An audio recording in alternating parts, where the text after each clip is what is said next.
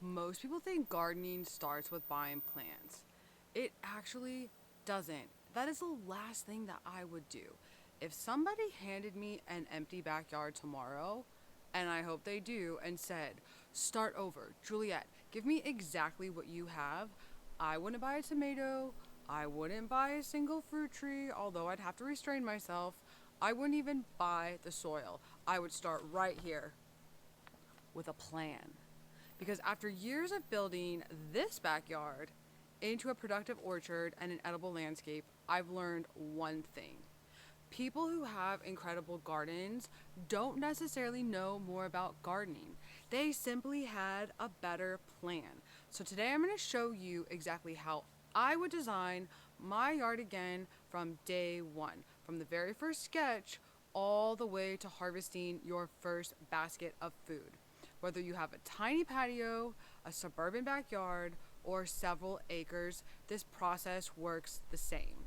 Let's design your garden. Here's step one. Know your climate. Before you plant a single plant, know your USDA growing zone, or if you're international, know your growing zone. It will tell you what plants will survive in the winter temperatures, but that's only part of the story. You also need to understand your local climate. So, here in Southern California, our biggest challenge isn't freezing, it is extreme summer heat. A garden that looks great in April can struggle by August if it wasn't designed for the heat. So ask yourself, how hot does it get? How cold does it get? When are your first and last frosts? How much rain do you receive? Where does that water come from on your property? All these answers will determine everything that follows. The right plant in the wrong climate is always going to struggle. And that's a fact. Okay, step two, study your property. This is where I get to think like an architect, my favorite thing to do. Before drawing a single garden bed, I study the site. Walk your yard morning, afternoon, and evening. In the morning and in the afternoon. Do it during different seasons if possible. Where does the sun rise? Where does the sun set? Which areas receive full sun? Which stay shaded? One of the biggest mistakes people make is checking the sunlight in the spring. And then when July arrives, suddenly their tomatoes are baking in 10 hours of intense afternoon sun. You want to pay attention to your property during the hottest weeks of the summer and the shortest days in the winter, because you also don't want to plant your trees where they get sun in the springtime but they won't get any sort of sun in the winter or fall. You want to notice where your shadows move, where your water collects, where does the wind come from, where does the soil dry out. Nature is always giving you a blueprint. You just have to read it. Next, you have to decide what your family is going to eat. Don't start with the plants. Start with your lifestyle. Ask yourself, what does my family actually eat? Are they into salads? Do they love tomatoes? Are they obsessed with citrus like me? And don't forget the berries or the herbs for those marinades and to enhance the flavor of everything that you cook. If your family doesn't eat eggplant, don't dedicate an entire bed to eggplants. Grow food you will harvest every week and preserve for later. Think long term. Fruit trees will become a permanent member of your landscape. Your vegetables will rotate every season. So plan the permanent structure first and fill in with your seasonal crops. Okay, so the next thing you want to do is draw your master plan. And this is my favorite part. Get your graph paper, measure your yard, draw everything. The house, the fence, trees, any utilities, your patios and walkways. And then you're going to start organizing. Where should people walk? Where are you going to push a wheelbarrow? Where does irrigation need to run? And where should my compost live? Can you reach every planting bed without stepping on soil? Think about the maintenance before the beauty, because a beautiful garden that's difficult to maintain will not stay beautiful for long. Don't forget to plant in layers. Nature doesn't grow in straight rows. Just look at all of this.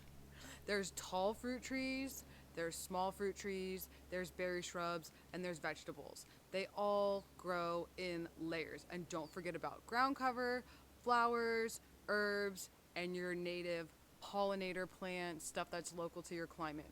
All of these layers are going to create a healthy ecosystem. Flowers attract bees, native plants support beneficial insects, and your shrubs will provide a habitat. Fruit trees create great afternoon shade for heat sensitive vegetables like lettuce and spinach. And everything works together. It's called foodscaping, and that is my specialty. A landscape that is beautiful, productive, and alive.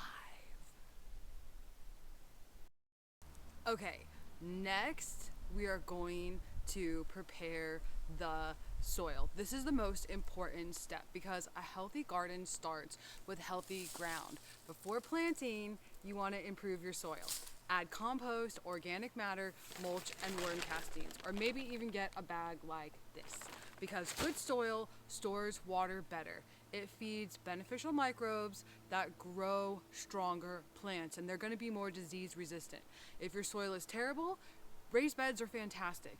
If your native soil is decent, plant directly in the ground and keep adding those amendments. Personally, I love to do both. I have raised beds for my vegetables, my flowers, and my herbs, and my fruit trees are planted directly into the landscape. Then I grow melons, squash, and pumpkin underneath those trees where they have more room to run. And this is how you get the best of both worlds. Y'all, we are almost ready for the fun part. The next thing you want to do is choose the right plant. Not every plant in your nursery belongs in your garden. Choose varieties that actually perform well in your specific area and in your climate zone. Not everything sold locally or not every seed packet that you buy online is going to work well in your yard. You want to research heat tolerance, you want to research disease resistance, you want to research pollination requirements. Mature sizing is really important because of spacing, because of the harvest season. Can you have successive planting where you harvest one right after another instead of everything all at once? Then think about your companion planting, the neighbors, because some plants help each other's out. Others compete. Companion planting naturally improves pest control and encourages pollination and maximizes space. Always remember, plants grow. Give them room. A tiny tomato in a 4-inch pot, it might become 6 feet wide, and then these guys are going to butt heads and you're going to have a problem. The most important thing I'm going to teach you, install irrigation. This is my handy dandy drip irrigation system. It's one of the smartest investments you're ever going to make. Please don't be that person that's going to commit to watering your plants every single Friday because it never happens, okay? Listen, I'm guilty of that also.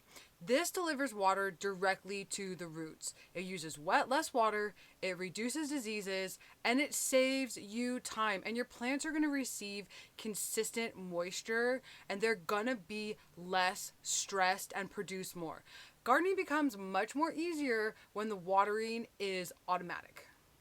And trust me on that, please. One of the most important things you're going to add to your garden, and it's going to protect your investment so you don't get these little miniature watermelons. Now, help your garden succeed. Mulch everything. I'm seriously, mulch everything. Mulch keeps roots cooler. It reduces the weeds and retains moisture. It provides a micro ecosystem for your trees to feast on, and your vegetables also. That's why this guy's so small. You're going to protect young plants with cages, use a shade cloth during extreme heat, and watch out for those bad bugs and pests before they become major problems, like the major problem that I had in my garden.